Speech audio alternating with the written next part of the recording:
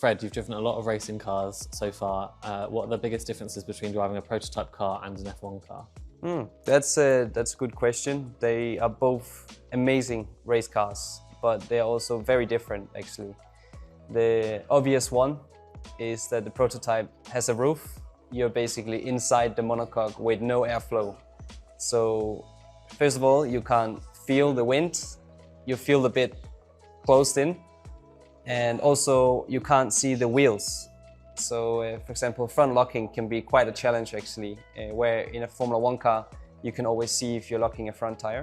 The next point that's quite different is the cornering speeds. The top speeds are actually very similar, around 340 kph, but the Formula 1 car is lighter and produces more downforce. So in the corners, your neck really feels the G-forces, where in the hypercar, down the straight you're flying, but in the corners it is heavier and it is a bit slower, but it's as challenging for sure.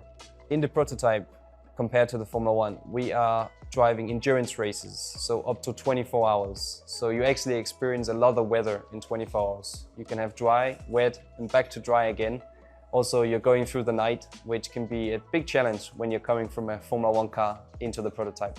So this one is pretty nerdy, but in the hypercar, we're able to change the front and rear anti-roll bar while we are driving. So we can make the car stiffer or softer as we want. And that's a pretty cool tool. It used to have it in F1, but not anymore by regulations. All right, last one. In the hypercar, it's multi-class racing. So there's up to 4 times as many cars as in a Formula 1 race, but we're using the same tracks. So you can imagine the traffic is absolutely chaos, and that's quite fun. You gotta risk it to win it.